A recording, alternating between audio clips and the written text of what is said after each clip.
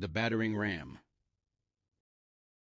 The battering ram is siege warfare stripped to its purest logic. Take a heavy object, accelerate it repeatedly into a fixed point, break that point. Roman legions were doing this in 900 BC. Medieval armies were still doing it 2,000 years later. The design barely changed because it didn't need to. The standard ram was an oak log, sometimes 60 feet long, weighing several tons, capped with iron, forged into the shape of a ram's head, hence the name. Crews suspended it from a wheeled frame using chains or ropes, so the weight transferred entirely into horizontal force at the moment of impact. They called the frame a tortoise or testudo. Thick wooden roof, sides reinforced with wet hides to stop fire. The crew inside could swing that ram continuously without ever being fully exposed. The target was always the gate, not the wall, the gate. Walls were stone, sometimes 10 feet thick. Gates were wood, reinforced with iron bands, but still wood. A well-designed ram crew could splinter a standard castle gate in under an hour.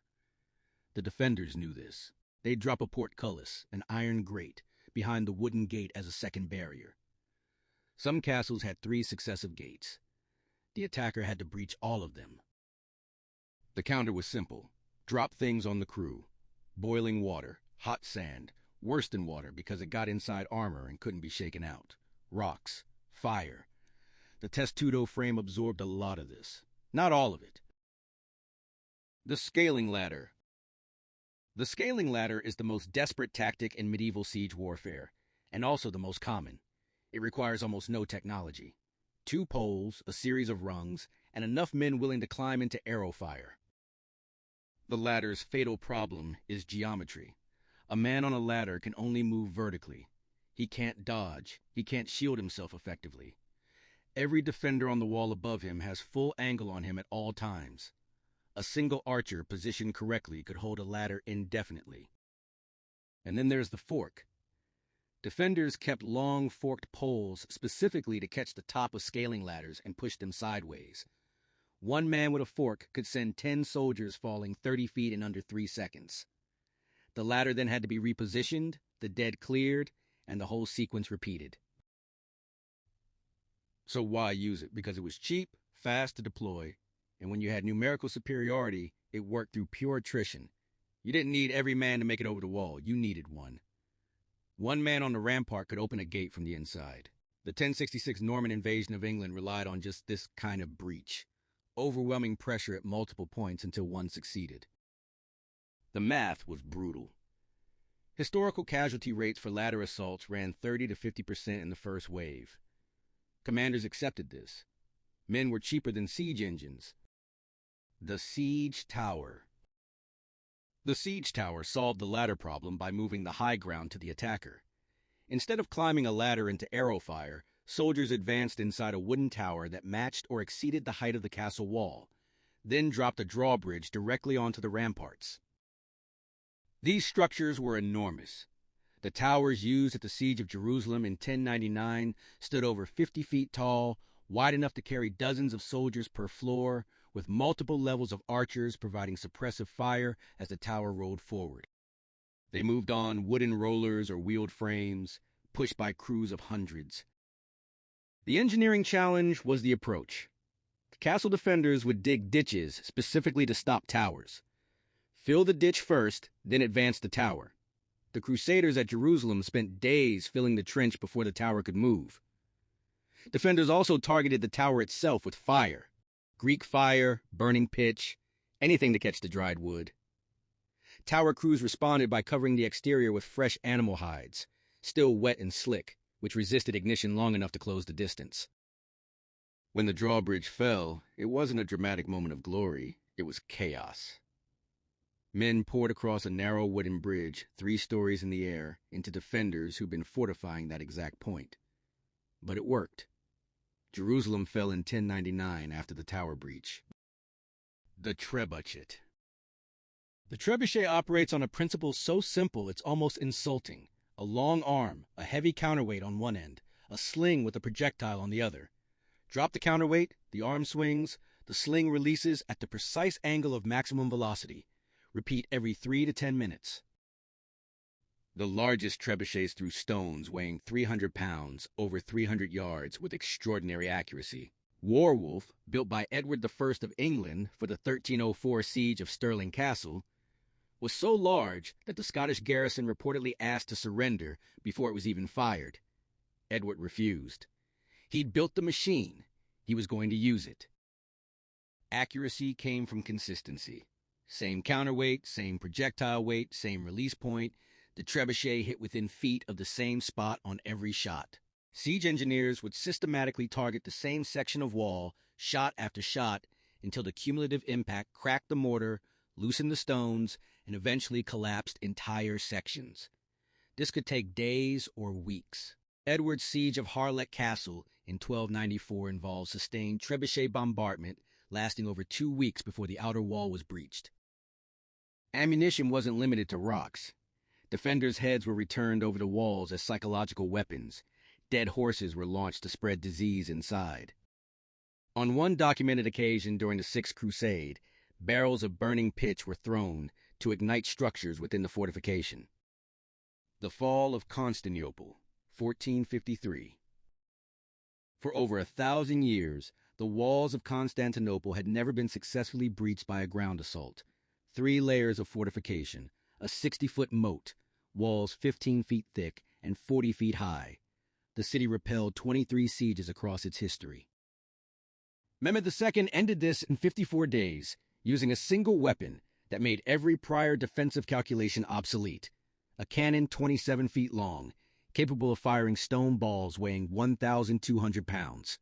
The engineer who built it was a Hungarian named Urban, who'd offered the weapon first to the Byzantine Emperor Constantine to love. Constantine couldn't afford it. Mehmed paid immediately. Urban's cannon could only fire 7 times per day. After each shot, crews spent hours cooling the barrel with oil and water before reloading. But what it did in those 7 shots per day was unprecedented. The Theodosian walls, which had stood since 413 AD, began cracking within days. After 6 weeks of sustained bombardment, a 200-foot section collapsed entirely. The city fell May 29, 1453. The Byzantine Empire, the eastern continuation of Rome, ended that morning. One cannon, built by a man who couldn't get funding from the people who needed it most, collapsed 1,000 years of defensive engineering in under 2 months. Sapping. Sapping bypassed the wall entirely by going under it. Miners, called sappers, dug tunnels beneath a castle's foundation, shoring up the tunnel with wooden props as they went. When the tunnel extended under a critical section of wall or tower, they packed the props with combustible material. Pig fat was common, specifically because of its high burn temperature, and set it alight.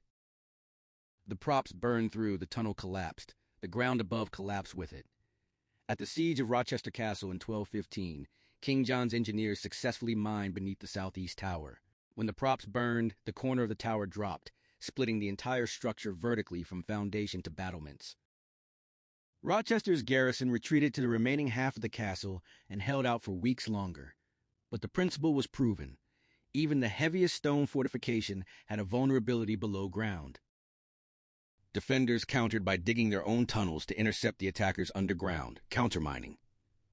When the tunnels met, it became hand-to-hand combat in total darkness, in a space barely wide enough to swing a weapon. Armies also tried to detect incoming tunnels by placing bowls of water on the ground and watching for ripples from distant digging.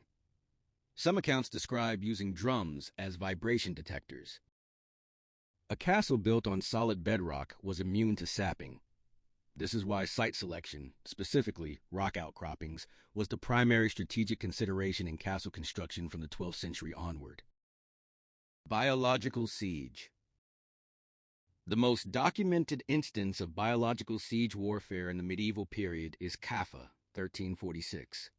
A Mongol army under Janibeg Khan was besieging the Genoese trading port on the Black Sea. The siege stalled. Then plague arrived in the Mongol camp, killing soldiers faster than the defenders could. Janibeg didn't retreat. He loaded the bodies of plague victims into trebuchets and fired them over the walls. The garrison couldn't remove the bodies fast enough. Contamination spread. The Genoese evacuated by ship, carrying infected individuals with them. Those ships landed in Sicily in October 1347. Within 18 months, a third of Europe's population was dead. Whether Kaffa was the sole origin point of the Black Death's European spread remains debated by historians. What isn't debated, it accelerated it significantly. One tactical decision during a failed siege contributed to the deaths of an estimated 25 million people. Earlier examples exist. The Hittites documented driving diseased animals into enemy cities in the 14th century BC. Rotting carcasses were thrown into wells to contaminate water supplies at sieges across Europe and the Middle East. The fundamental logic was consistent across 3,000 years of recorded siege warfare. If you can't breach the wall, poison what's behind it. Every tactic in this list follows the same structure. Identify the wall's function, find what circumvents that function, accept the cost. The gate is the weak point. Use a ram. The height advantage belongs to defenders. Build a tower. The wall is too thick to break through. Go under it. The garrison will outlast your supply lines. Infect them. Medieval siege warfare wasn't primitive. It was iterative engineering under extreme pressure, with centuries of refinement built on what killed the most men for the least expenditure. Every solution created a new problem. Every defense created a new attack. The walls got higher. The weapons got larger. The tactics got worse. The trebuchet gave way to the cannon.